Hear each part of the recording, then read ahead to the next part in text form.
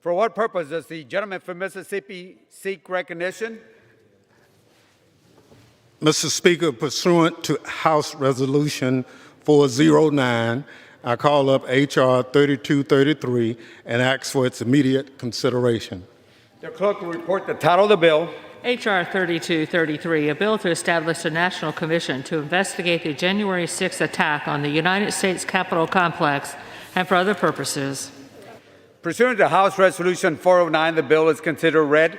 The bill shall be debated for 1 hour, equally divided and controlled by the chair and the ranking minority member of the Committee of Homeland Security. The gentleman from Mississippi, Mr. Thompson, and the gentleman from New York, Mr. Katko, each will control 30 minutes. The chair recognizes the gentleman from Mississippi, Mr. Thompson. Thank you, Mr. Speaker. Mr. Speaker, I ask unanimous consent that all members may have 5 legislative days to revise and extend their remarks and include extraneous material on this measure. Without objection? Thank you, Mr. Speaker. I yield myself such time as I may. Gentleman's recognized. Mr. Speaker, I rise in support of H.R. 3233, the National Commission to investigate the January 6th attack on the United States Capitol Complex Act. On January 6th, the world watched Americans storm the Capitol and engage in violence to try to intimidate and prevent Congress from carrying out its constitutional duty to certify a presidential election, a solemn process central to the peaceful transfer of power in our democracy. Many of us sitting here today were rushed out of this very chamber by Capitol Police to safety as violent attackers roamed the halls, hunting for our colleagues and the Vice President. I was in the gallery that day, watching the debate when this temple of our democracy was desecrated and debased. At least one Capitol Police officer died because of the violence that day. Others died too. And there were extensive injuries associated with the attacks, not the least of which was the body blows to Americans' confidence that the reforms undertaken after the 9/11 terrorist attacks would make us more secure. Like the 9/11 attacks, the event of January 6th have cast a long shadow on our country. And like the 9/11 attacks, the January 6th attack raises fundamental questions about information sharing, coordination, preparedness, and response at all levels of government. We need a bipartisan commission made up of experts to come together to give us an unvarnished view of what happened that day, examine why our systems failed, and develop bipartisan recommendations for reform to address any identified gaps. I'm proud to be here with my partner on the Homeland Security Committee, the gentleman from New York, John Katko, to debate a bill that establishes a 10-member commission that mirrors the 9/11 Commission, the gold standard for bipartisan commissions. The January 6th Commission would be required to investigate and report on the facts and causes of the attack, including relevant contributing factors. A commission of this nature in some form has been talked about by members of Congress, national experts, and others for some time now. Over the past 4 months, discussion drafts have been circulated, pros and cons have been weighed, and obstacles have been overcome to get us to this day. Given how politically charged the events of January 6th have become, we need to come together in a patriotic, bipartisan way and approve this independent body just as we created the 9/11 Commission. The 9/11 Commission acted not out of partisanship, but out of patriotism. We need that same sense of duty today.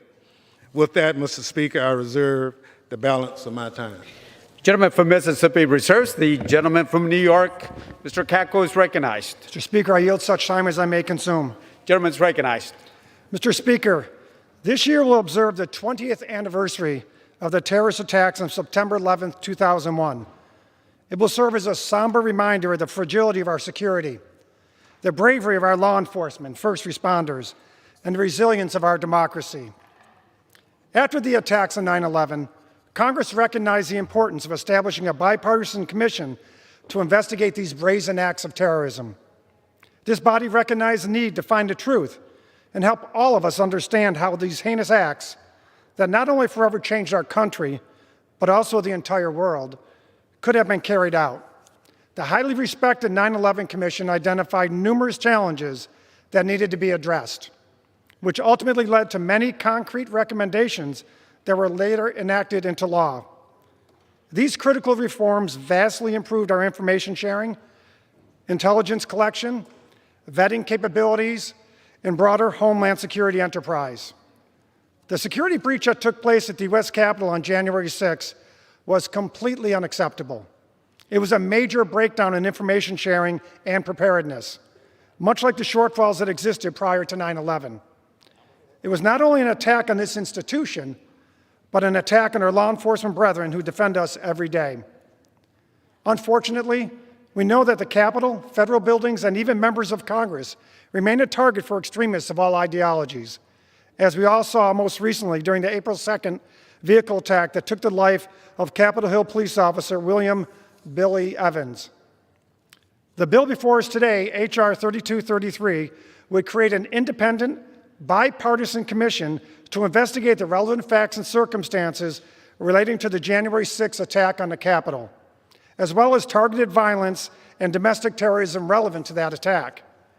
It also charges the commission with providing and finding recommendations to, among other things, prevent, prepare for, and respond to similar attacks, improve the security posture of the Capitol complex, and ensure the security of members of Congress and congressional staff.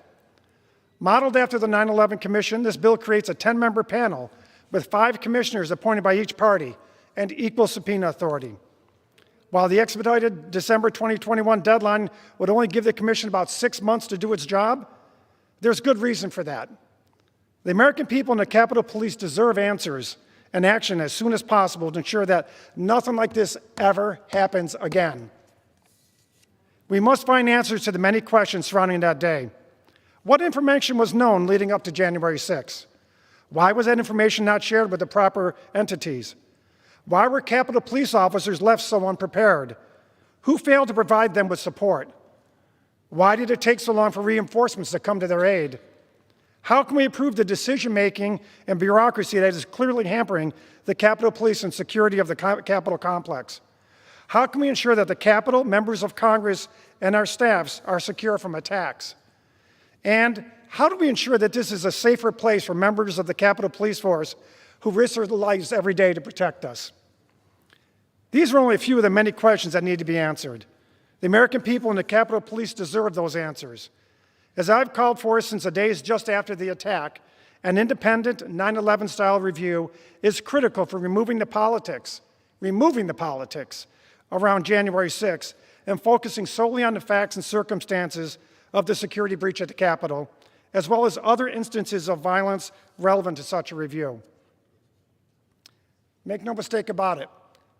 Mr. Thompson and I know this is about facts. It's not partisan politics. We would have never got to this point if it was about partisan politics. And thanks to the strong partnership with Mr. Thompson, the Homeland Security Committee remains a bipartisan committee focused on securing the nation while leaving partisanship at the door, which is exactly what the American people expect of us. Chairman Thompson and I were able to work together to block out all the political noise surrounding the January 6th attack and turn the Speaker's partisan proposal into a reasonable, nonpartisan bill. Now, H.R. 3233 is nearly identical to the original Commission bill, H.R. 275, that I, along with 30 other Republican co-sponsors, introduced on January 13, 6 days after the attack. I sincerely appreciate Chairman Thompson's robust collaboration and strong commitment, as well as his friendship, by working together on this effort. The American people expect Congress to put partisanship aside for the sake of our homeland security. I fully recognize that in a diverse body like this, members come down on different sides of different issues. I welcome that. We all should. That's America. Because after all, none of this is personal. It's about our mutual desire to keep America safe and secure.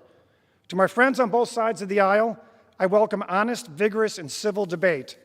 At the end of the day, I strongly believe this is a fair and necessary legislation. I encourage all members, Republicans and Democrats alike, to put down their swords for once, just for once, and support this bill. Thank you, and I reserve the balance of my time. Gentleman from New York reserves. The gentleman from Mississippi, Mr. Thompson, is recognized. Thank you very much, Mr. Speaker. And let me just say to the ranking member, this won't be the last time that we put together legislation for the good of this country. I assure you that. Mr. Speaker, I yield 2 minutes to the Vice Chair of the Homeland Security Committee, the gentleman from New York, Mr. Torres. As for 2 minutes, Mr. Torres. Thank you, Mr. Speaker. When I was sworn in the week of January 6th, I never imagined living through an insurrection against the U.S. Capitol during the Electoral College vote count. On January 6th, I felt the same sense of shock and trauma that I had felt on 9/11. Like most of America, I took for granted that the peaceful transfer of power is so natural as to transcend even the most turbulent period of partisan politics. I was wrong. We were all wrong. Democracy is too fragile to be taken for granted. It demands from all of us a vigilant defense. As members of the United States Congress, we took an oath to defend and uphold the Constitution of the United States. The insurrection against the U.S. Capitol was a literal and metaphorical assault on the very Constitution we have been charged with defending. The January 6th Commission is therefore not a choice, but an obligation. We have a duty to investigate what happened and why it happened and who is responsible. As a Congress, if we are not able or willing to ascertain the full truth surrounding an invasion of our very home, of our nation's capital, then why are we here? The 11th hour attempt to sabotage a bipartisan bicameral commission is not a difference of opinion, nor is it politics as usual. It is an abdication of the oath that we took to uphold the Constitution. The United States of America is not a cult of personality, it is a nation of laws. And our loyalty should not be to one political figure or one political party. Our highest loyalty should be to our country and the Constitution that governs it. We must never forget that the truth trumps politics, and if the truth is what we seek, then we have nothing to fear from bringing the clarity that only truth can bring to the chaos and confusion of January 6th. I yield back. Gentleman from New York yields back. Gentleman from Mississippi reserves. Gentleman from New York is recognized. Mr. Speaker, I yield 2 minutes to the gentleman from Michigan, Mr. Meyer. Gentleman from Michigan is recognized for 2 minutes. Thank you, Mr. Speaker. I rise today to express my strongest support for H.R. 3233, a bill to establish a bipartisan commission to investigate the disgraceful January 6th attack on this institution. Let us be clear.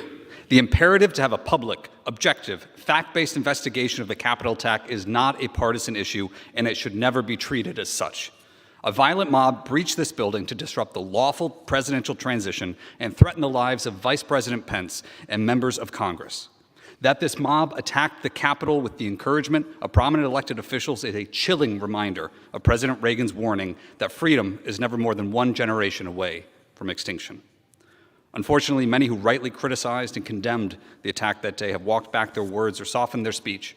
But even more troubling, there has been an active effort to whitewash and rewrite the shameful events of that day to avoid accountability and turn away from difficult truths. If we avoid confronting what happened here just a few short months ago, we can be sure that intimidation, coercion, and violence will become a defining feature of our politics. On the evening of January 6th, as I was walking back to the Capitol, after it was cleared of rioters, I received a text from a constituent who asserted that those who stormed the Capitol today were the true American heroes, that the election was a fraud, and that I must know that that was true. He then warned, "You can bet that there will be more blood on Congress's hands if you let that stand." I refuse to accept that possibility, this abrogation of a sacred obligation to the Republic. There is no replacement for an independent, bipartisan commission with a mandate to produce a definitive report to the public to clear away myths and fictions and get right on the facts. This is not picking at a scab. In order to scab over, a cut has to first heal.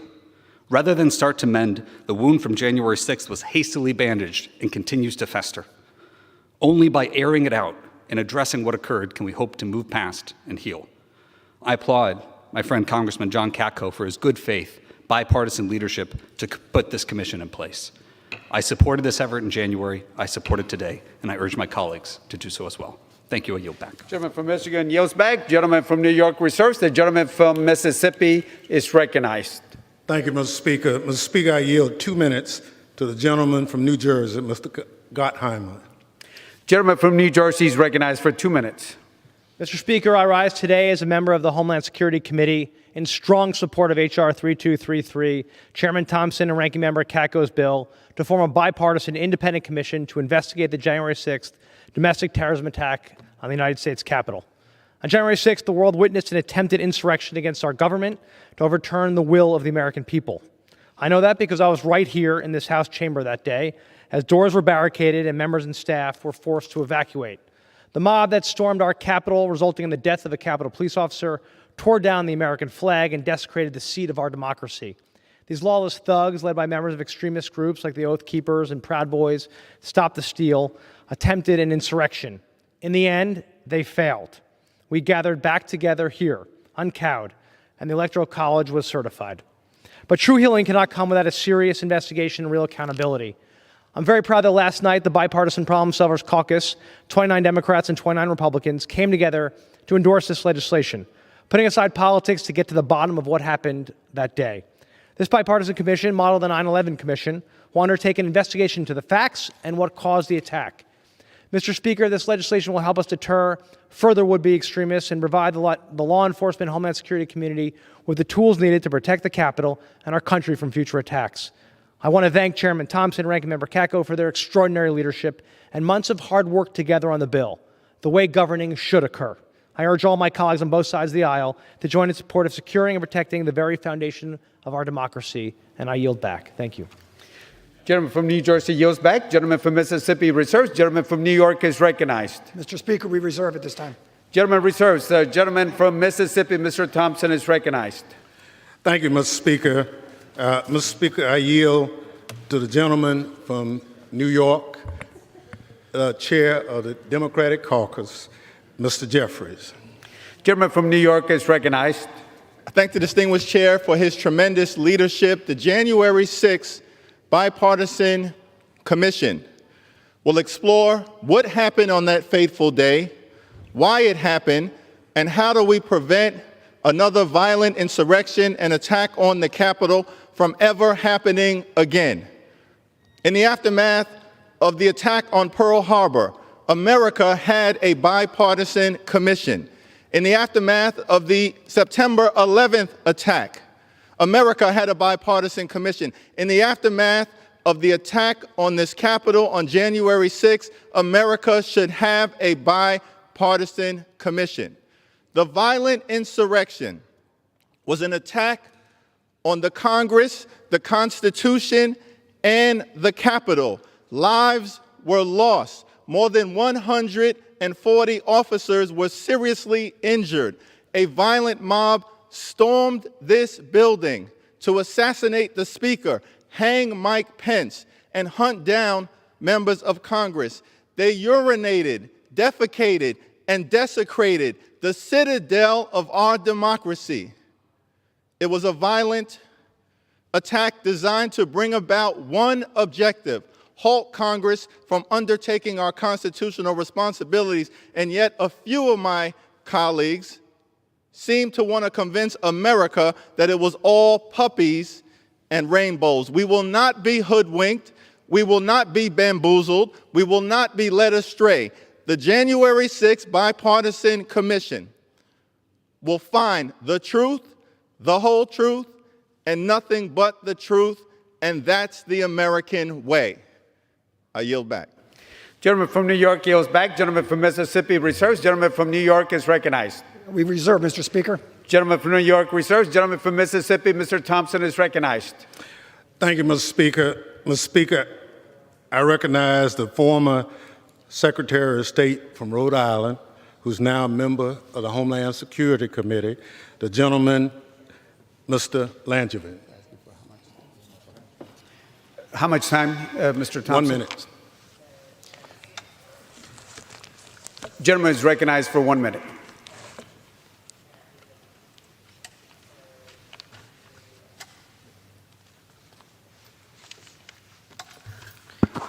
Mr. Speaker, I rise in strong support of H.R. 3233. On September 11, 2001, I was a freshman in Congress. We suffered attacks that day because of a failure of imagination. Since then, I've dedicated myself to getting ahead of the curve, to seeing over the horizon, to preventing another such devastating surprise. Yet on January 6th, I, along with so many others, were caught by surprise. In the past 5 months, I've reflected. What signs did we miss? Were we unprepared for a tide of American rioters? Why were some citizens actually taking the big lie about the election seriously enough to actually commit violence? The January 6th Commission will answer these and many other difficult questions and deliver a complete record for posterity of what could possibly have happened to bring about such a betrayal of our democracy. We will not defeat darkness with darkness, we need light. We will not defeat lies with lies, we need truth. This commission will bring forth the truth, and it is only the truth that can truly heal the rift that is tearing our country apart. I thank Chairman Thompson and Ranking Member Katko for their leadership, and I yield back the balance of my time. Gentleman yields back the balance of his time. Gentleman from Mississippi reserves. Gentleman from New York is recognized. Mr. Speaker, I yield 2 minutes to the gentleman from Michigan, Mr. Upton. Gentleman from Michigan is recognized for 2 minutes. Well, thank you, Mr. Speaker. January 6th is going to haunt this institution for a long, long time. No, it was not the joyous day on Capitol Hill with our constituents celebrating the start of a new Congress and a new administration. COVID came first, and then this. So nearly 5 months later, we still don't have the answers to the basic questions. Who knew what? When? What did they do about it? I want to thank my colleagues Katko and Thompson for the really good job on working together to establish a bipartisan commission, seeking to find the answers to the questions that are still out there. You know, hundreds of people were arrested. People died.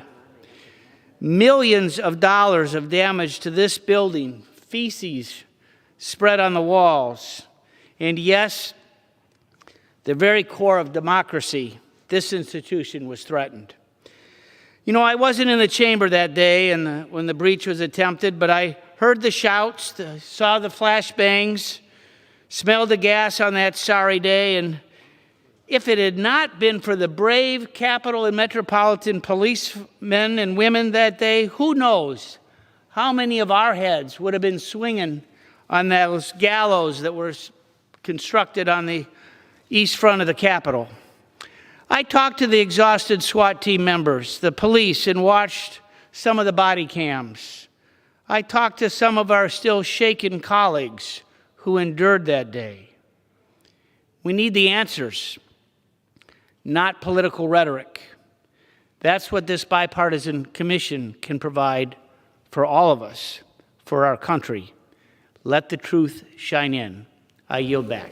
Gentleman yields back. Gentleman from New York reserves. Gentleman from Mississippi is recognized. Mr. Chair, I yield 1 minute to the gentleman from California, Mr. Correa. Gentleman from California is recognized for 1 minute. Mr. Speaker, I thank Chairman Thompson and Ranking Member Katko for this legislation. This bill is simply about the truth. It's about the truth behind the assault on our Capitol January 6th. Enough with lies, enough with conspiracy theories. The January 6th Commission will have the power to find the truth. It will have subpoena power to compel people to testify under oath, under penalty of perjury. An attack on our Capitol, an attack on our democracy, an attack on the election of our president. These cannot be tolerated, and they cannot happen again. What happened? What happened January 6th? This bill is about sunshine. This bill is about transparency. That's why I ask for every member on this floor, I ask you to vote aye on this most important measure. And with that, I yield. Gentleman from California yields back. Gentleman from Mississippi reserves. Gentleman from New York is recognized. Thank you, Mr. Speaker. And I just want to note for the record that the subpoena to which my colleague from California mentioned can only be issued if there's a consensus by both sides of the aisle on the commission. and it is not something that one side can do unilaterally. And that is one of the key provisions of this because it depoliticizes the process, and it's a consensus-driven process. Other than that, I'll reserve my time. Gentleman from New York reserves. Gentleman from Mississippi is recognized. Thank you very much, Mr. Speaker. Mr. Speaker, I yield 1 minute to a member of the Homeland Security Committee, the gentleman from Texas, Mr. Green.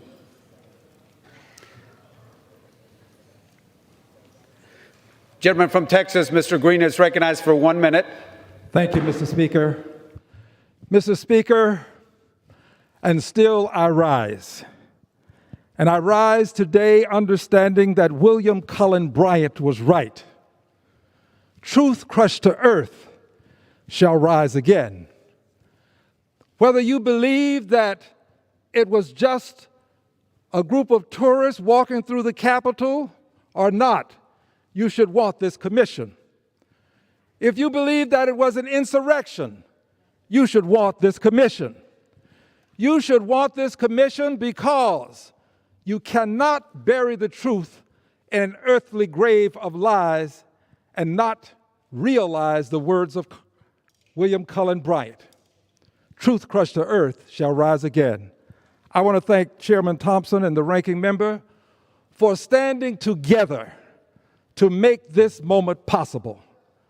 Bipartisanship is achieved when you have good, decent people who can stand together for the good of all. God bless you, dear brothers. I yield back the balance of my time. Gentleman yields back the balance of his time. Gentleman from Mississippi reserves. Gentleman from New York is recognized. Mr. Speaker, we reserve. Gentleman reserves. Gentleman from Mississippi is recognized. Thank you, Mr. Speaker. Mr. Speaker, I yield 1 minute to the gentlelady from Texas, Ms. Jackson Lee. The gentlewoman from Texas, Ms. Jackson Lee, is recognized for 1 minute. I thank the chairman and thank the ranking member for showing no matter how much confusion and upside-down interpretation that leadership may give in changing their mind, truth will prevail. Let us show what America is today. Let us show what unity is today.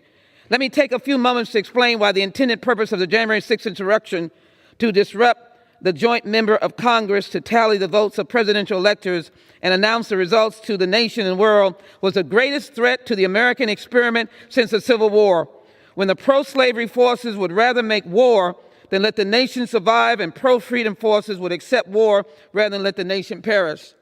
I was here on 9/11. I understand what we did not get accomplished, but yet, when we became part of the Homeland Security Committee, we moved the 9/11 Commission that still stands as a standing bearer for finding out what happened. All the American people want, and those officers who have beat and beat and beat, is to find out the truth. This commission will help us find out the truth.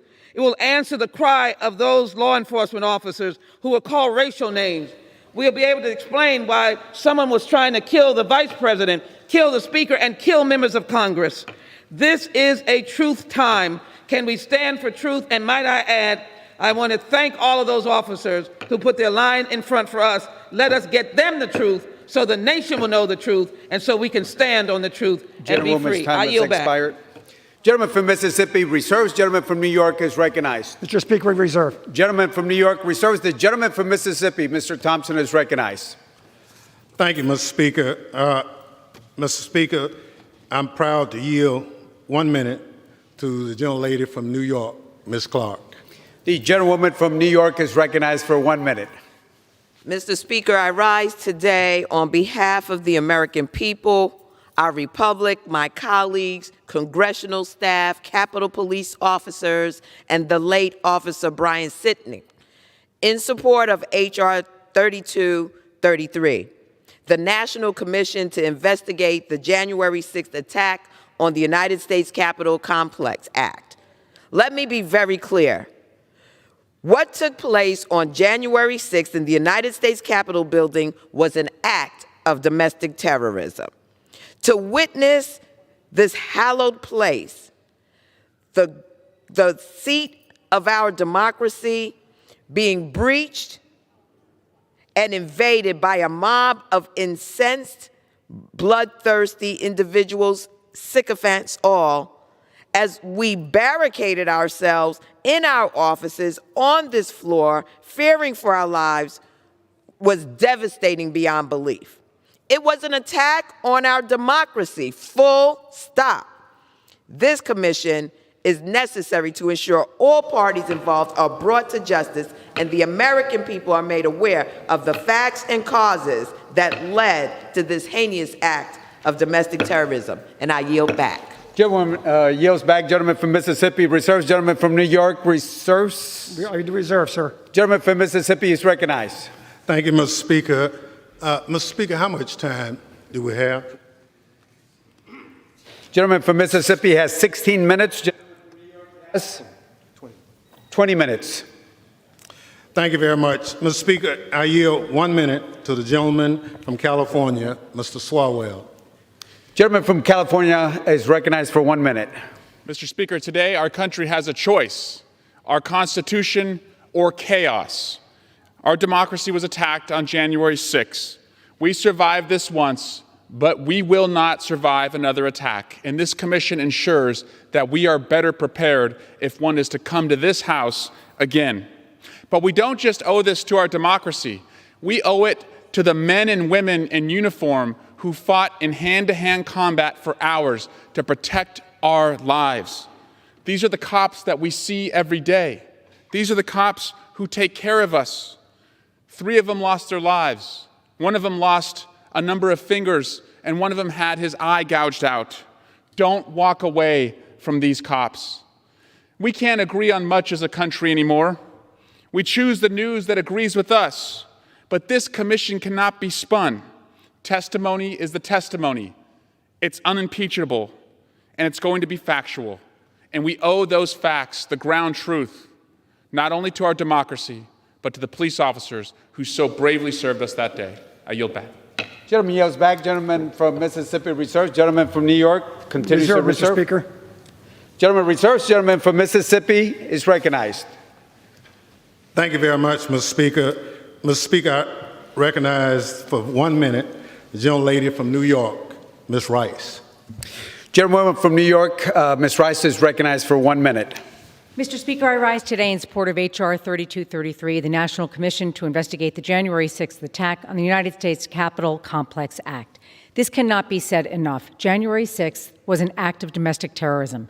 An armed mob of insurrectionists stormed the Capitol intending to murder the Speaker, the Vice President, and members of Congress. We cannot let our friends on the other side of the aisle whitewash the events of that day. We cannot let them gaslight the American people by calling January 6th an ordinary tourist visit. The 9/11-style commission we are proposing in this bill will issue a full report on the facts and provide recommendations to prevent future attacks. I truly appreciate Chairman Thompson and Ranking Member Katko for negotiating this bill in good faith. And let me say to my friend, the Ranking Member, Mr. Katko, I want to thank you for actually recognizing the events of January 6th and working to find a bipartisan path forward despite the opposition in his own party.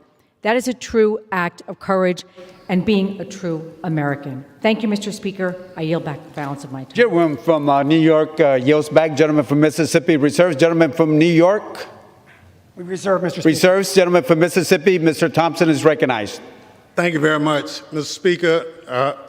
I'm happy to recognize the gentlelady from New York, from Florida, gentlelady, Ms. Dimmons.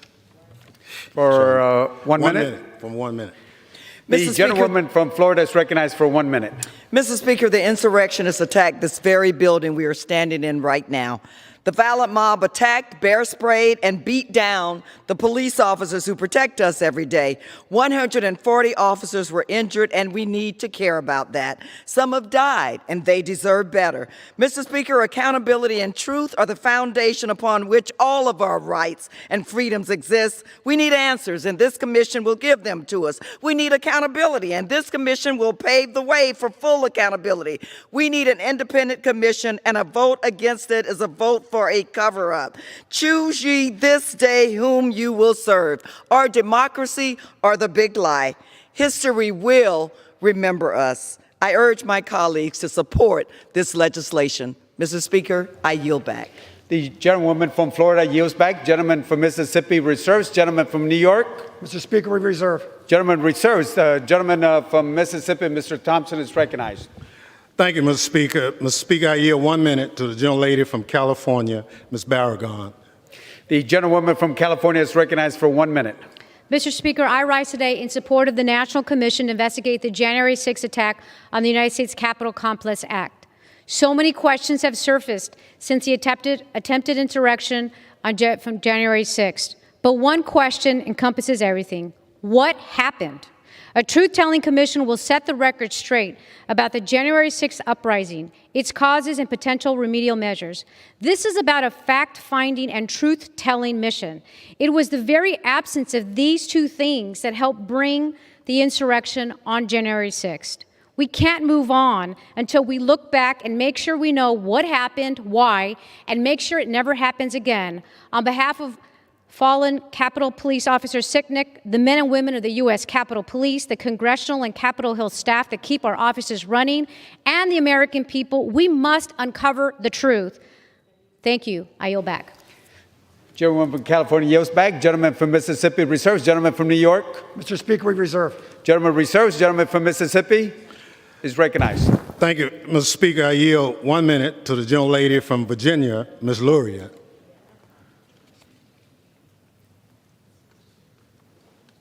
The gentlewoman from Virginia is recognized for 1 minute. Mr. Speaker, like all of us, I watched with horror as our Capitol was overrun on January 6th by those seeking to overturn a free and fair election. As a 20-year Navy veteran, I swore an oath multiple times throughout my career to support and defend our Constitution against all enemies, foreign and domestic. As members of Congress, we swear the same oath, and we swear this oath not as a member of a political party, but as Americans. There's no carve-out for political expediency. I implore every member of this body to uphold their oath and vote in support of this bipartisan commission. The American people deserve to understand exactly what happened that day in January. I urge my colleagues not to turn this into a partisan litmus test, not to pit Republican against Democrat, and not to perpetuate the big lie. Finding the truth should not be controversial or a question of partisanship. This is about our shared future, the future of this Congress, and the future of democracy. We must do this together. I urge an aye vote, and I yield back the remainder of my time. Gentlewoman yields back. Gentleman from Mississippi reserves. Gentleman from New York. Mr. Speaker, we reserve. Gentleman reserves. Gentleman from Mississippi is recognized. Thank you very much, Mr. Speaker. Mr. Speaker, I ask unanimous consent to include in the record a listing of national security, military, and elected officials, former members of Congress, U.S. attorneys, diplomats, all who have specific expertise in this matter before the body today. I asked unanimous consent for it to be entered into the record. Without objection, so ordered.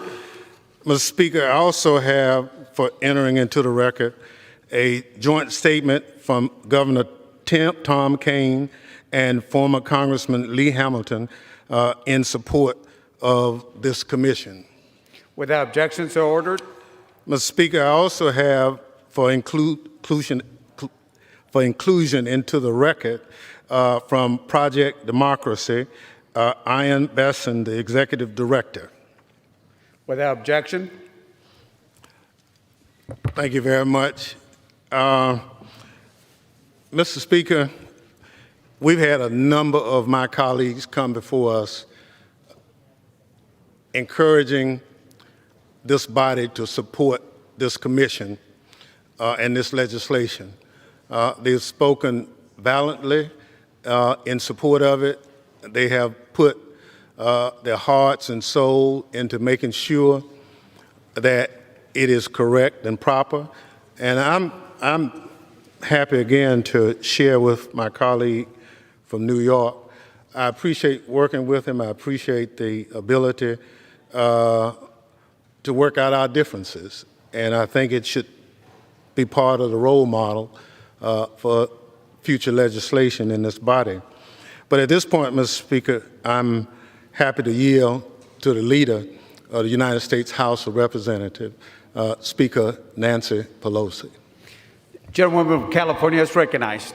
Thank you, Mr. Speaker. I thank the gentleman for yielding, and I thank him for his great leadership working with Ranking Member Capco on bringing this bipartisan legislation to the floor for a bipartisan commission.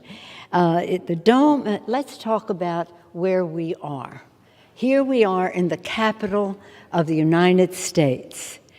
The dome of the U.S. Capitol has always been a beacon of democracy and hope to America and to the world.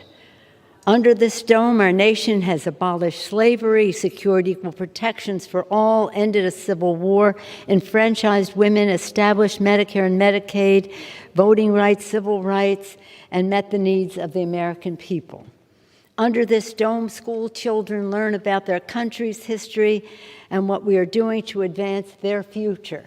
They come here, they see us honor those who have contributed to the success of our country. Washington, Lincoln, so many, Jefferson, etc. But they know that our founders, those patriots, wanted us to be working for a better future as we honor our history. Under this dome, again, when children learn about our country's history, they learn also about what we are doing for their futures. Legislators pass law, press engages with our democracy, reporting on it. Staff and workers enable all of this to happen. This dome is a symbol of the determination of America, but this was not always so. Let us recall that the dome of the Capitol was built during the Civil War, as our country was riven by a brutal conflict. At the time, many said the iron and steel used for construction were needed for the war effort.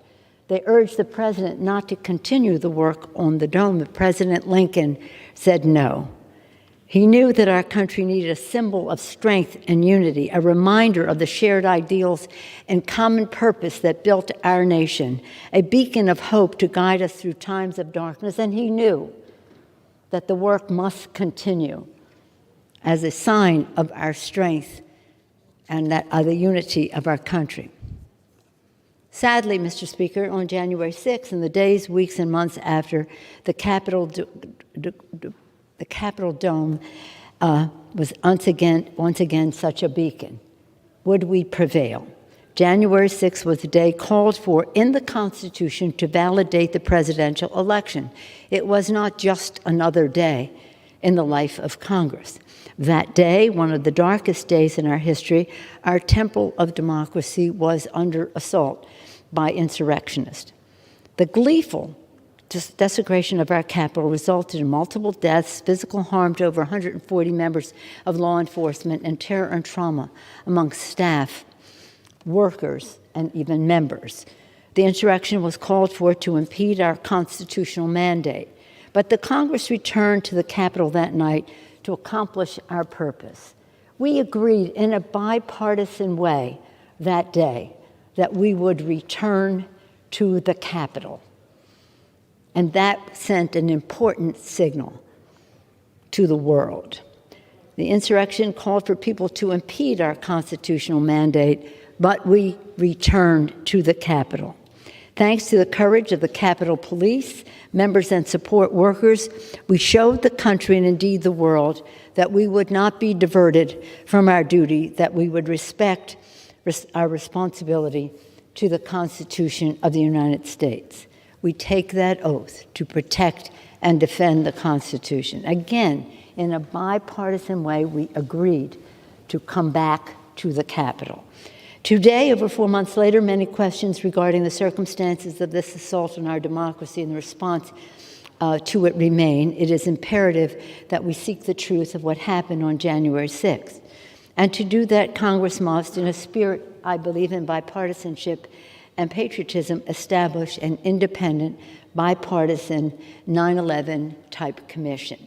Today, thanks to the leadership of Chairman Benny Thompson and Ranking Member John Katko, legislation to create such a commission is on the House floor.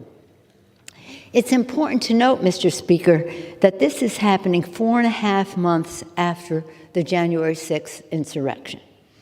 My colleagues, do you know, that many of you were not here at the time, but legislation establishing the 9/11 Commission was not signed into law. 9/11, mind you, 9/11/2001 was not signed into law until the end of November 2002, over 14 months after the attacks. So people have been saying, how come we don't have a commission? Well, it takes time to build the bipartisanship, come to agreement. And let us hope that the leadership that Mr. Thompson and Mr. Katko have demonstrated will be leadership that we will follow, that we will continue in the most bipartisan way in order to seek the truth. Today, after 4 months later, many questions regarding the circumstances still exist. This commission is designed to be impartial and experienced. The legislation requires that the commissioners be, quote, prominent United States citizens with national recognition and significant depth of experience.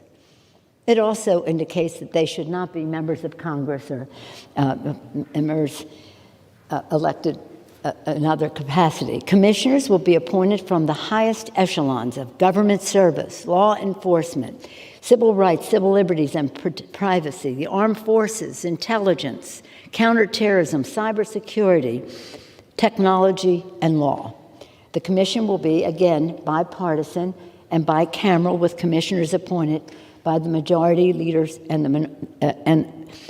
majority and minority leadership in the House and Senate, and will be actionable and effective, culminating in a final report on the facts and causes of January 6th, along with recommendations to prevent further attacks on our democratic institutions. I heard you earlier, Mr. Chairman, acknowledge the support and endorsement of the previous chairs of the 9/11 Commission, Governor Kane, and Chairman in the Congress, Lee Hamilton, co-chairs of the 9/11 Commission. They also had written to us earlier on about the need for such a bipartisan commission, but they also wanted not only to find out the truth so this doesn't happen again, but also to reinforce our commitment to democracy and take us on a path that is better and more unifying. And that's a responsibility we have, and that is a hope that I have emerging from this debate, this vote today, that we will be able to have a strong bipartisan vote that takes us down a path more unifying for our country. We have this opportunity. My colleagues, the press says to me, why don't you just go do your own task force, your own select committee and to investigate this? You have the votes, you have the subpoena power, you have this or that. I said, I don't want to do that. We want this to be, as it is shaped, bipartisan, with shared responsibility, shared staff, in a way that the public will have respect for the outcome. To that end, 140 national security leaders have called for such a commission, writing, and this is what they've said, the events of January 6th exposed severe vulnerabilities in the nation's preparedness for preventing and responding to a domestic terrorist attacks. The immediate security failings that permitted such a lethal breach of the Capitol complex by armed extremists raise serious questions and demand immediate solutions. A failure to deploy the full suite of available tools to fully understand January 6th and address its causes will leave the Capitol and the nation vulnerable to future attacks. These are a list of nonpartisan, 140 Democrats, Republicans. I don't even know what party some of them are. Without objection, I would like to submit their statement for the record, Mr. Chairman. Without objection, so ordered. After the bipartisan agreement on this commission was reached, the respected bipartisan chairs of the 9/11 Commission, Thomas Kean and Lee Hamilton, endorsed it, as was mentioned by the chairman, as I referenced earlier. I want to repeat, because I think it bears repetition, We very strongly urge House members to support H.R. 3233, the Bipartisan National Commission to investigate the January 6th attack on the United States Capitol complex. That bill would create a 9/11-style commission to investigate the January 6th assault on the U.S. Capitol. That was a dark day in American history, one of the darkest. As chairman and vice chairman of the 9/11 Commission, unity of purpose was key to the effectiveness of this group. We put country above party without bias, the events before, during, and after the attack. We sought to understand our vulnerabilities in order to prevent future attacks or future acts of terrorism. The chair and vice chair went on to say, today democracy faces a new threat. The January 6th attack on the United States Capitol was one of the darkest days in the history of our country. Americans deserve an objective and accurate account of what happened. And they said, Mr. Hamilton and Mr. Governor Kane, as we did in the wake of 9/11, it's time to set aside partisan politics, come together as Americans in common pursuit of truth and justice. As I said earlier, Mr. Speaker, the Capitol of the United States has always been a glorious beacon of democracy for the American people and for the world. This legislation is about something larger even than the Commission, vital as the Commission is. This legislation is about our democracy, about ensuring that the Capitol Dome remains a symbol of freedom, about preserving America's role as an emblem of resilience, determination, and hope to the world. Indeed, creating this commission sends a resounding message to terrorists both at home and abroad. The commitment of the United States Congress to the Constitution and to the American people is unshakable. In establishing the truth of January 6th, this commission will protect our temple of democracy and our democracy itself, and it will ensure that such an attack shall never happen again. Can you just not wait, my colleagues, for a time very soon when children come here to learn, where the press can cover in a more open way, where the American people can come into the people's house. That's what this this chamber has been called, the people's house. Come to witness the debate that affects their lives. And whatever our disagreement about policy, that they are assured that we are unified in our commitment in honoring our Constitution, respecting the institution in which we serve. At that, I urge a strong bipartisan vote for H.R. 3233 to establish the National Commission to investigate the January 6th attack on the United States Capitol complex. And I do so with the greatest appreciation and respect to Chairman Benny Thompson and to Ranking Member Katko, and hope again that the spirit of bipartisanship that they engendered in bringing this legislation to the floor will only grow as we go forward with the Commission and with its recommendations. With that, Mr. Chairman, I yield back the balance of my time. Thank you. From Mississippi reserves. Gentleman from New York is recognized. Thank you, Mr. Speaker. And I want to thank the Speaker for her comments.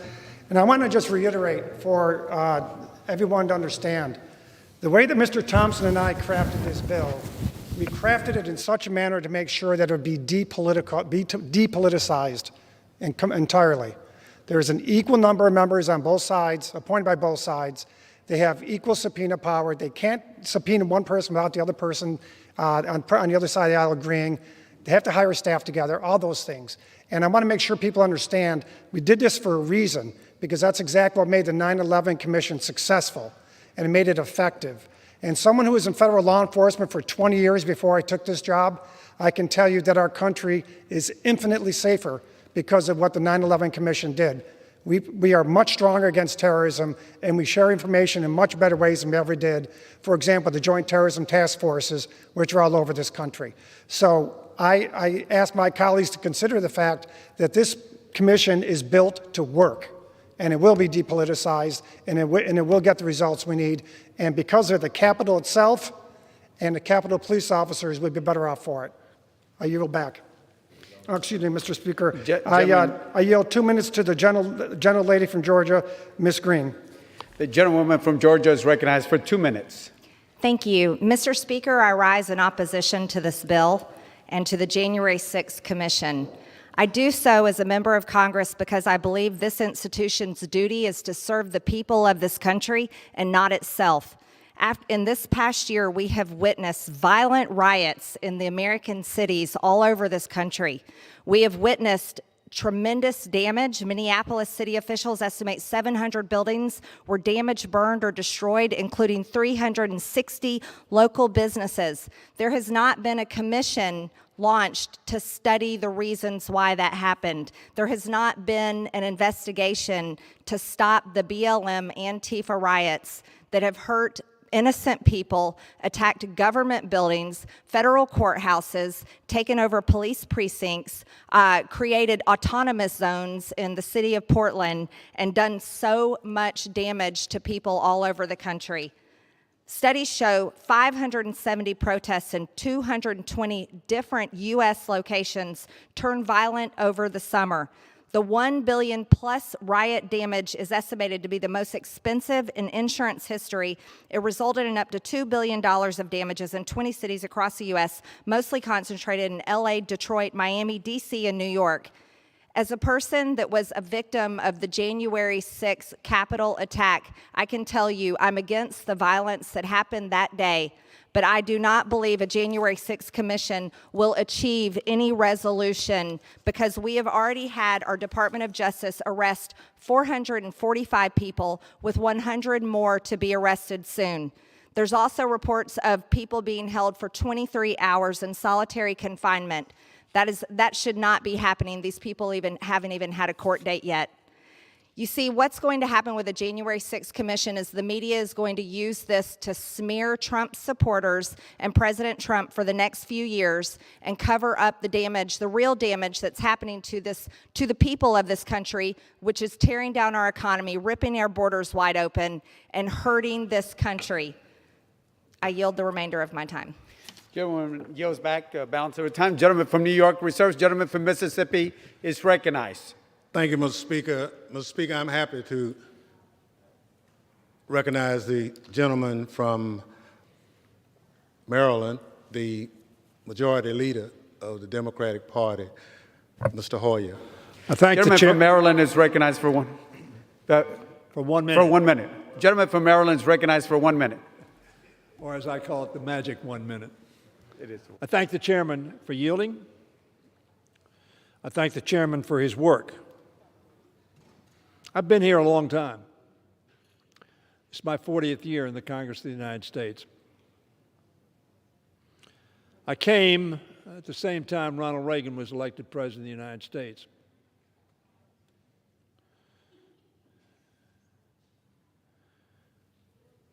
It was clearly a time of difference in the House and in the country between Republicans and Democrats, but it was also a time when, frankly, the John Katkos of the Congress were in the majority in the Republican Party. And by that I mean, Mr. Speaker, people who wanted to work together to get to a result that, while not perfect for either side, were good for the country. And so while I thank Mr. Thompson and for the hard work he's done, I thank Mr. Katko as well for doing what Americans expect us to do, to come together, looking at a challenge to our country and to our people, and coming to a decision to resolve those challenges and those problems. That's what Mr. Thompson and Mr. Katko have done. And indeed, I think this is in some ways the best of days, in some ways the worst of days. Because we have seen today two Republican leaders turn what ought to be a non-political issue, an issue with reference to a unique event, not just a demonstration that's occurred, and I grew up in the 60s. whether it was civil rights, Vietnam, a lot of demonstrations. But the Capitol of the United States was not attacked. It was not invaded. It was not breached. The work of the Congress of the United States was not stopped because people were trying to get through the door, with some members trying to stop them, who then said these are just tourists.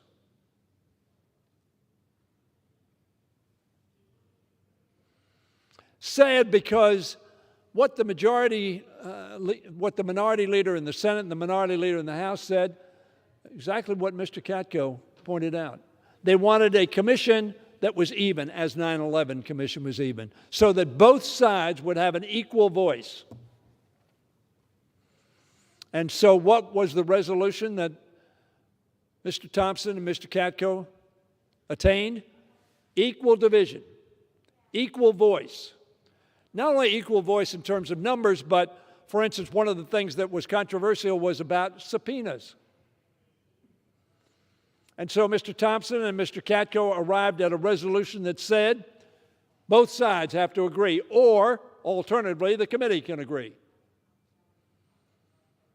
And in light of the fact that the committee is evenly divided, it would obviously have to be a bipartisan request for subpoenas.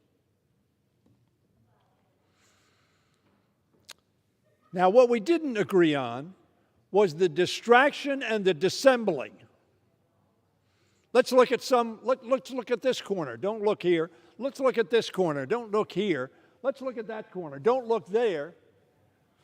Don't look at just the invasion, the insurrection that occurred on January 6th. Look at everything else, because maybe we can confuse the issue enough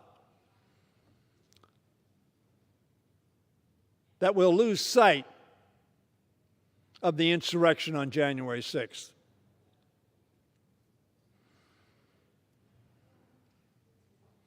We are not to do that.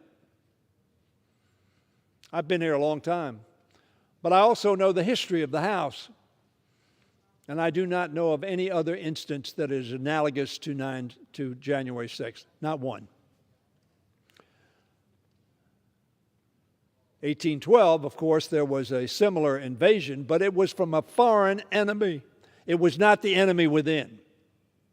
I said that on the floor that morning as we finished the business of the House, notwithstanding the insurrection. Mr. Speaker, it's vital that Congress establish a bipartisan, independent commission to investigate January 6th.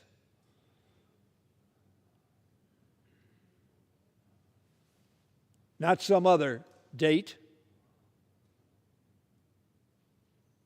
That does not absolve any wrongdoing anywhere, anytime. But it says that this unique insurrection is a danger to our democracy, not to Republicans and Democrats, to our democracy, to our Congress, to the People's House and the United States Senate, which was occupied. At least this House was not occupied.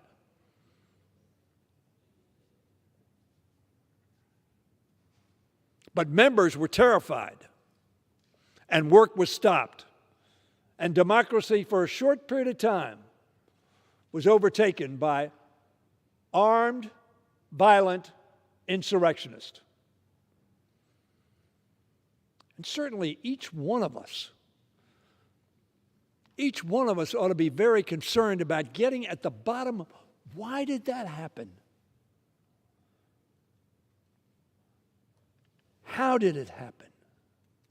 How can we stop it from happening again? What are the resources that we need? And yes, who was responsible?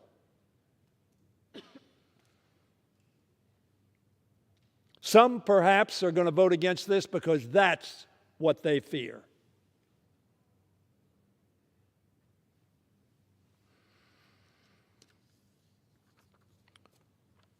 The 9/11 Commission, as Mr. Katko pointed out, made America safer. It made this institution safer. It made our law enforcement more acutely aware of the failures that led to 9/11.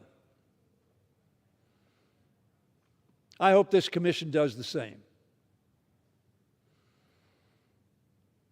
And it was right, and I've talked to numerous Republicans who tell me they think it was right that we focused on January 6th. Don't be distracted.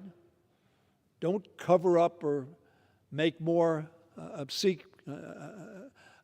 lacking in clarity by trying to deal with every problem that we may have. Focus on January 6th. Together, Mr. Katko and Mr. Toppin negotiated a bipartisan agreement to move forward with such a commission based on input from Democrats and Republicans. There's going to be a significant number of Republicans to vote for this bill.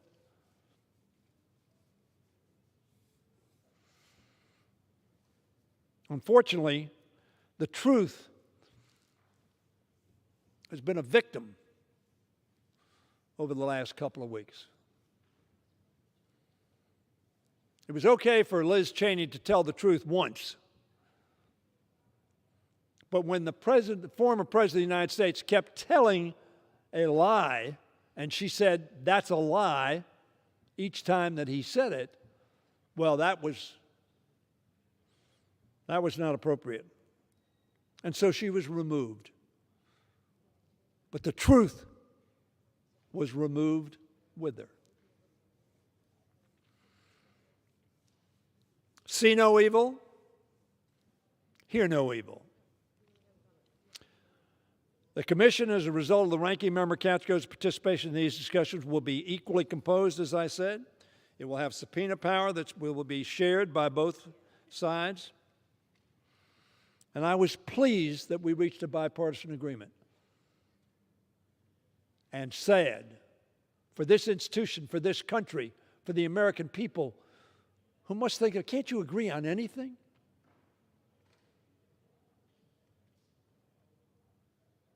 The minority leader got what he asked for. And yet he won't take yes for an answer. Trump does not want this commission. That can be my only explanation.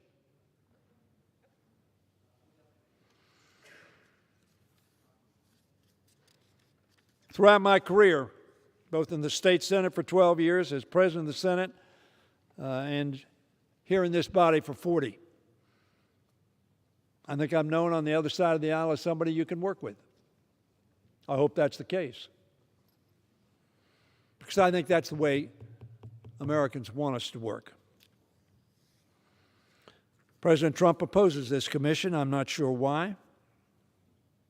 It's deeply disappointing that there is a division among Republicans about whether to support the ranking member who worked hard to get to this place and got what the minority leader asked for, except for the distraction, except for the dissembling. He didn't get that, but he got everything else. Mr. Speaker, I hope my Republican colleagues will think not about their politics, not about the former president, not about themselves. I hope they will think of the country, of this Congress, of this House. And as they do so, I hope they say to themselves, we will vote for this legislation. What if George Bush had said we shouldn't have a 9/11 commission? Perhaps out of fear that somehow the administration would have been perceived as being responsible for 9/11. They weren't.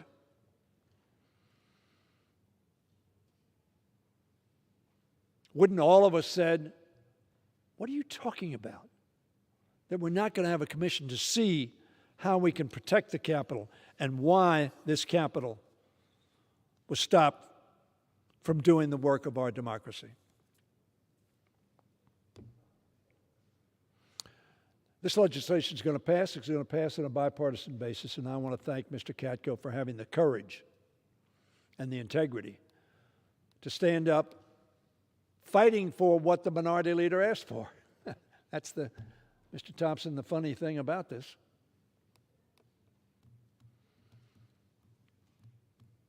I hope senators will think long and hard about rejecting this bipartisan compromise to move forward to protect our democracy and to lift it up as the beacon that it has been and needs to be, not only for our own citizens, but for all the world. How sad that day was as the world watched, as TV showed them, America's citadel of democracy and of freedom invaded by its own citizens. Vote yes. It's the right thing to do. I yield back. Gentleman from Maryland yields back. Gentleman from Mississippi reserves. Gentleman from New York is recognized. Mr. Speaker, I yield 2 minutes to the gentleman from North Carolina, Mr. Bishop. Gentleman from North Carolina is recognized for 2 minutes. I thank the gentleman for yielding, and I had intended not to speak.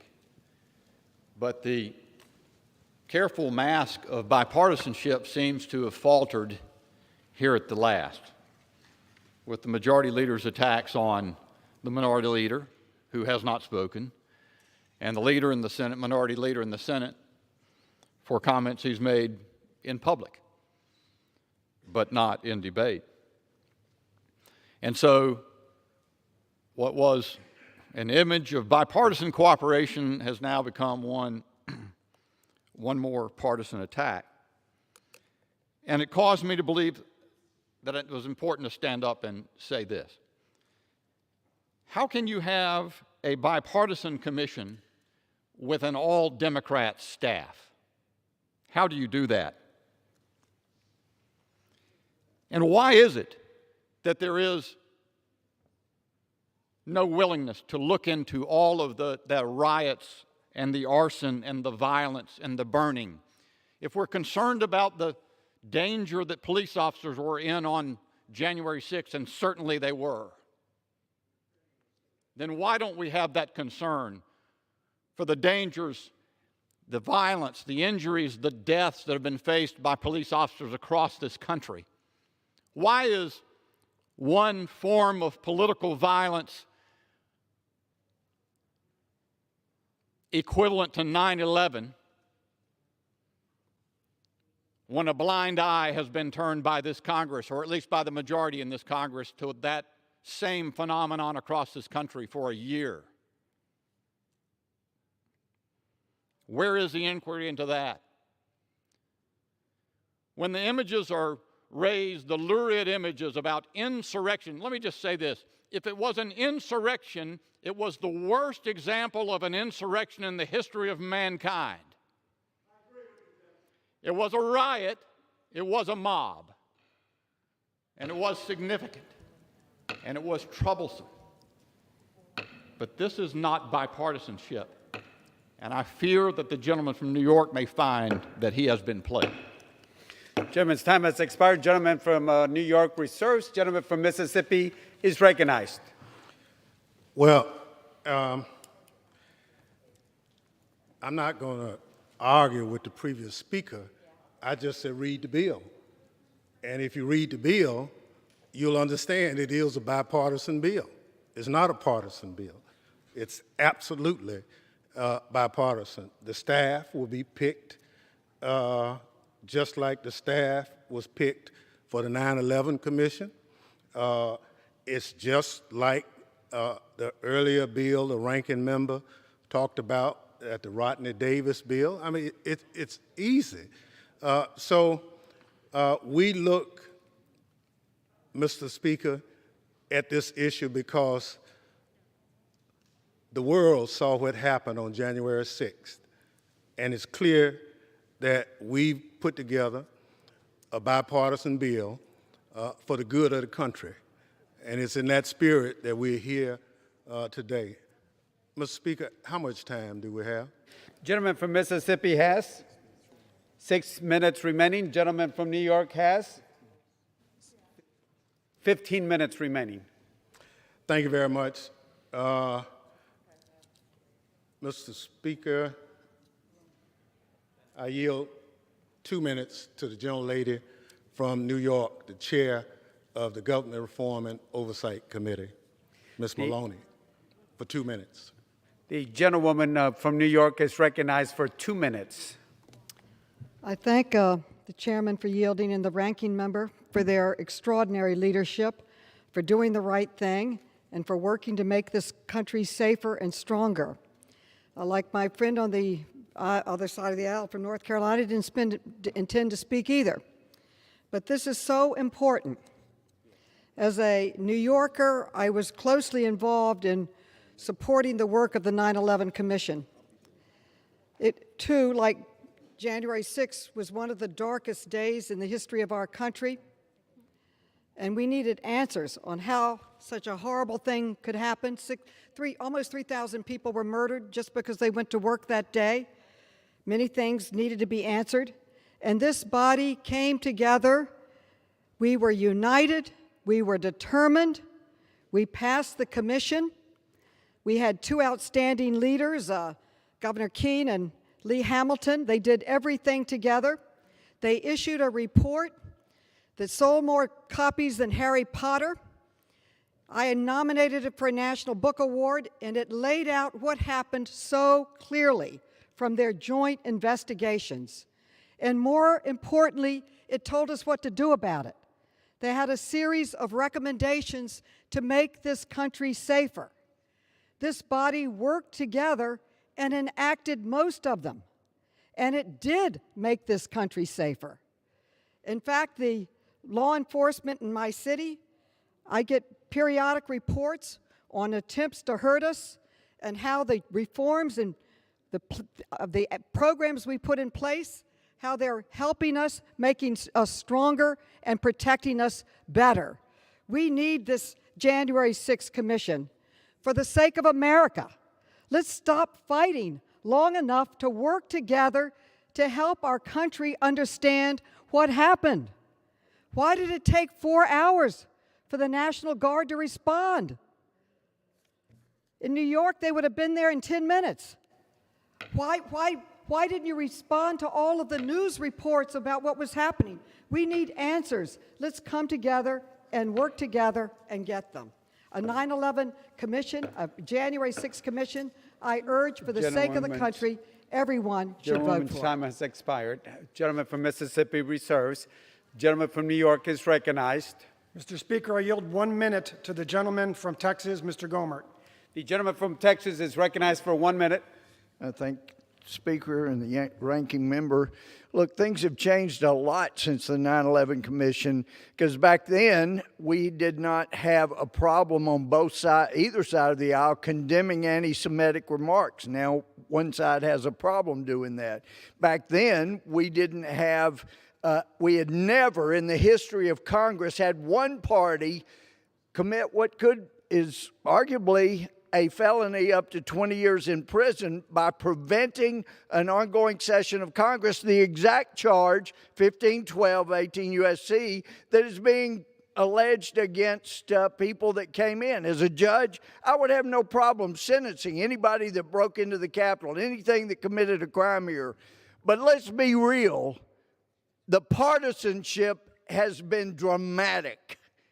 And that's why it's different now than the 9/11 Commission. Let's get back to being bipartisan and not use every tool as a partisan stick to beat Republicans with. I yield back. Gentleman yields back. Gentleman from New York reserves. Gentleman from Mississippi is recognized. Thank you very much. Chair recognizes the gentlelady from the Virgin Islands, Ms. Plaskett, for 1 minute. The gentlewoman from the Virgin Islands is recognized for 1 minute. Thank you, Mr. Speaker. I rise in strong support of this bill, the National Commission to investigate the January 6th attack on the U.S. Capitol. I want to thank Chairman Thompson and Ranking Member Katko for bringing this bill to the floor. On January 6th, we witnessed one of the darkest moments in our nation's history when a violent mob attacked the U.S. Capitol. These individuals desecrated the halls of Congress, attacked law enforcement, and attempted to stop the democratic process. The clearest way for us to uphold our oath to defend the Constitution and protect this institution, our democracy, from those who directly attempt to thwart its operations is through an independent, evenly divided, bipartisan commission. We need to understand not just what were the breakdowns in security and failures of our intelligence, but why. What are those issues which caused fellow Americans to believe they needed to overthrow their government?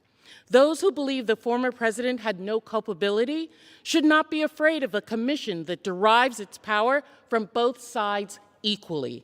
I ask all of my colleagues to join me in supporting this bill. I yield back and thank you. Chairwoman yields back. Gentleman from Mississippi reserves. The gentleman from New York is recognized. Mr. Speaker, I yield 1 minute to the gentleman from Texas, Mr. Roy. The gentleman from Texas is recognized for 1 minute. I thank the Speaker. I thank the gentleman from New York for his work on this effort. I appreciate my colleagues on the other side of the aisle and the intent of what we're trying to accomplish. Obviously, we're all very concerned and should be concerned about what occurred on January 6th. All of us who are here in the chamber, all of us who saw what unfolded. My concern, and the reason that I'm opposing this legislation, is that I believe we've got a significant amount of power with our existing structures in place, with the committees and oversight, judiciary and otherwise, and well as investigations going on underway by the Department of Justice, that we ought to be looking at that and using those powers to do what we can now to seek the truth wherever it may lead. I have questions right now about Department of Justice, where we've got 450 Americans who've been arrested. I don't know for how long. I don't know how many of them are in jail for what period of time.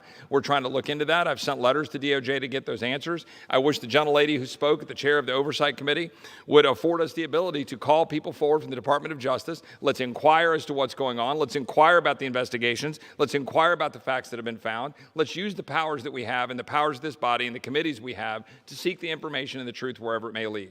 I yield back. Gentleman from Texas yields back. Gentleman from New York reserves. The gentleman from Mississippi is recognized.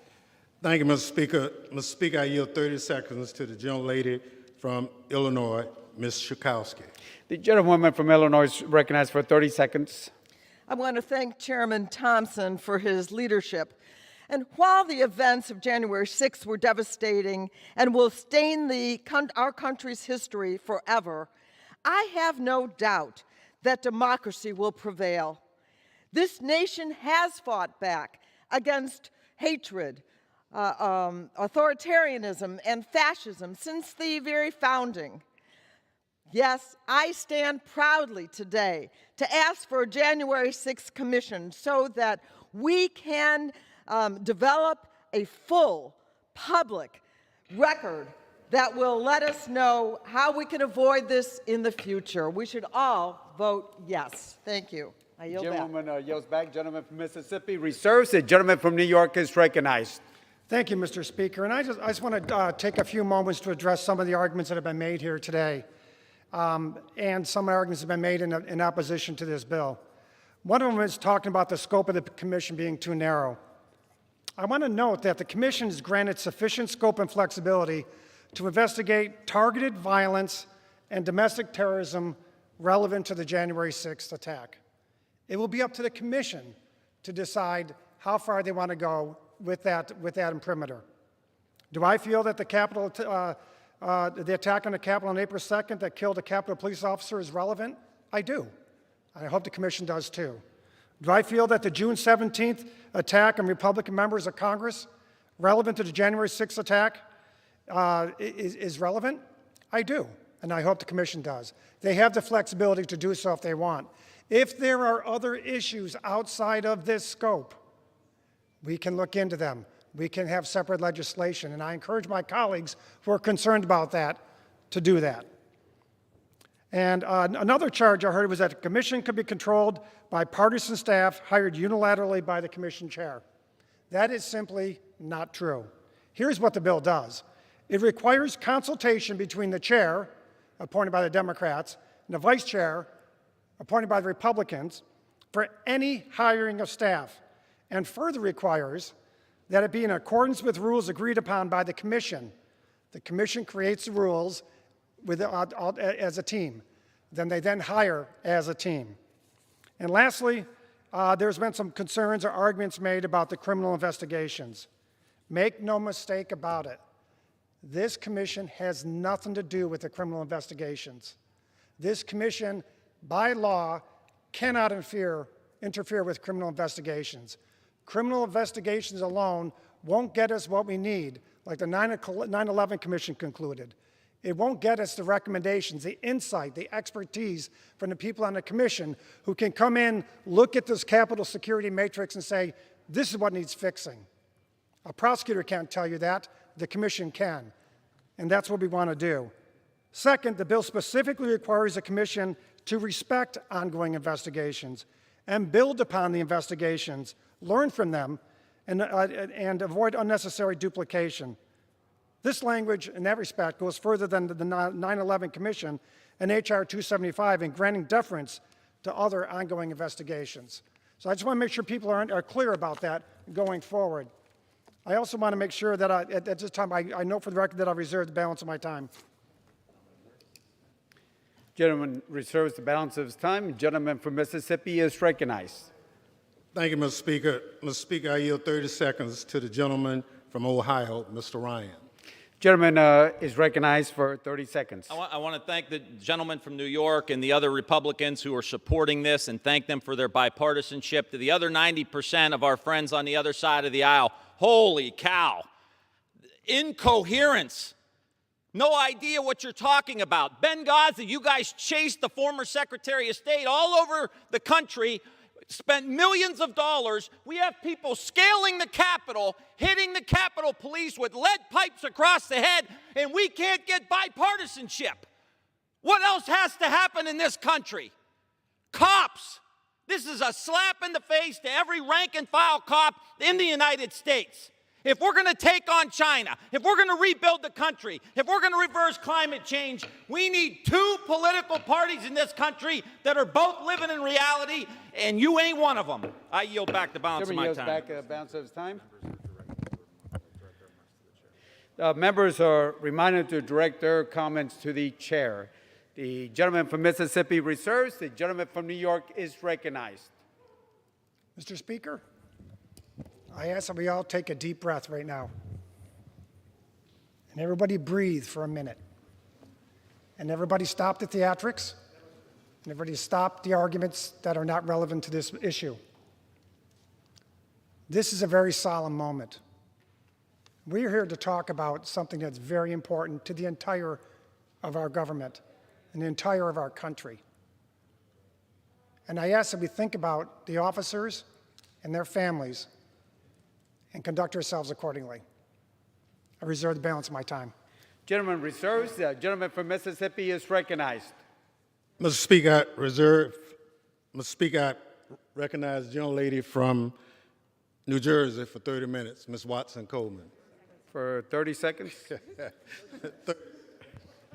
The gentlewoman from New Jersey is recognized for 30 seconds. Thank you. And Mr. Katko said I could have 5 more. I just want to say that January the 6th was a frightening experience. It was an assault upon the fundamentals of this government. It was an assault upon the place I thought I was going to be the safest I could possibly be. And we politicized this. This is an opportunity to bring this bipartisan commission into existence so that we can get out of the politics of it and look at the facts that happened, the evidence that happened, and the recommendations that will ensue from that effort. And so I wholeheartedly support this effort. I am grateful for the bipartisanship of it, and I pray that all of our colleagues will support this. I thank you, and I yield back. Chairwoman yields back the balance of her time. Gentleman from Mississippi reserves. Gentleman from New York is recognized. Mr. Speaker, may I inquire as to how much time we have? The gentleman from New York has 9.5 minutes. The gentleman from Mississippi has 1.5 minutes. Mr. Speaker, I'm prepared to close. Mr. Speaker, this legislation is not about partisan politics. It's about finding the truth and addressing the vulnerabilities of our security apparatus so that we can emerge stronger and better prepared. The January 6th attack was a completely preventable failure of intelligence, information sharing, decision-making, and preparedness. And the Capitol Police and D.C. Police suffer greatly and continue to suffer as a result. The institutions of our democracy are and will continue to be a target for extremists set on using violence to further their ideology. And we in Congress owe it to this nation, to our constituents, and to the dedicated men and women who risk their lives every single day to protect those institutions. And I honor them.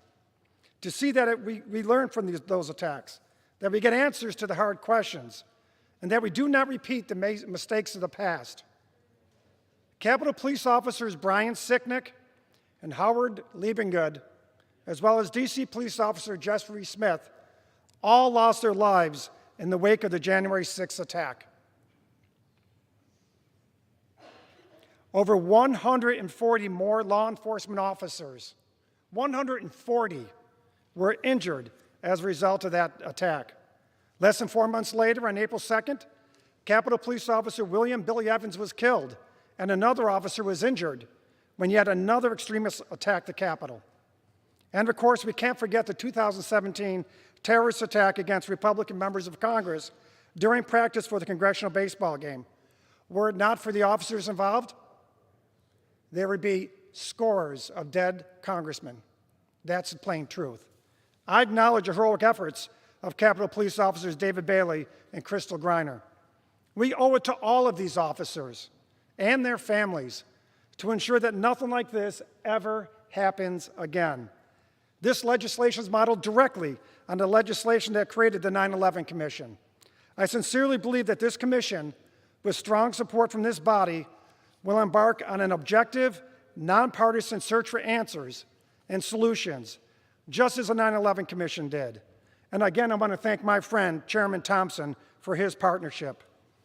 I urge all of you in the body, all of you on both sides, not just my side or not just your side, all of us, to set aside politics just this once. Just this once. I beg you, and pass this bill. I was a prosecutor for 20 years prior to coming here in Congress. And many times we'd meet at 4:30 in the morning or 5 in the morning, and they would get ready to go out and do the raids and arrest very, very dangerous people. And I was always the last people to see them before they went out to get these awful, dangerous people off the street. Drug dealers, murderers, violent people. They did their job every day, and I was sending them into harm's way, and it always made my heart sink. Imagine being a family member of these officers who do this. So let's take a deep breath and think about what's really important here. These people every single day are willing to lay down their lives for us. They deserve better, and we're going to deliver this. And we're going to deliver it on behalf of Capitol Police Officer Brian Sicknick. And we're going to deliver it on behalf of Capitol Police Officer Howard Liebengood. And we're going to deliver it on behalf of Capitol Police Officer William Billy Evans. And we're going to deliver it on behalf of D.C. Police Officer Jeffrey Smith. And we're going to deliver it on behalf of D.C. Officer Michael Fanone and so many others who struggled with the events of that day. And we do so on behalf of the people who risked their lives for us and continue, like Police Officer David Bailey and Capitol Police Officer Crystal Griner. I want these officers and their families to know that we are doing it not for us and not for politics. We are doing it for them. We're doing it for them. I urge my colleagues to support this legislation, and I yield back the balance of my time. Gentleman yields back the balance of time. Gentleman from New York, Mr. Katko. Gentleman from Mississippi is recognized. Thank you very much, Mr. Speaker. And let me, at the outset, salute Mr. Katko for his agreeing to work in a bipartisan manner so that we get this bill to the floor and adopt it today. Mr. Speaker, we're here today at a unique moment in American history. Trust in our government's ability to share information and coordinate at all levels to keep our democracy secure was severely shaken by the January 6th attack. We need a bipartisan commission with experts who put country ahead of party to come together just as the 9/11 Commission did to lay out the facts and purpose solution and proposed solutions to make us more secure. When the chairman of the 9/11 Commission issued their final report, they concluded a message to the public. It asks that each of us remember how we felt on that day of the attack. It asks that we recall the grief and sorrow. This moment is no less historic, no less important, no less momentous, and it requires the same common action, both as Congress and as a country. And I too salute the brave men and women of the Capitol Police who put their lives on the line on January 6th, protecting this citadel of democracy. And it's in their spirit that I ask that you vote in support of this legislation. I yield back. Gentleman yields back. All time has expired pursuant to House Resolution 409. The previous question is order on the bill. The question is on the engrossment and third reading of the bill. Those in favor say aye. Aye. Those opposed say no. The ayes have it. Third reading. To establish the National Commission to investigate the January 6th attack on the United States Capitol complex and for other purposes. The question is on the passage of the bill. Those in favor say aye. Aye. Those opposed say no. The ayes have it. The bill is passed without objection. Motion. Gentleman from New York. I ask for the yeas and nays. Pursuant to Section 3S of House Resolution 8, the yeas and nays are ordered. Pursuant to Clause 8 of Rule 20, further proceedings on this question are postponed.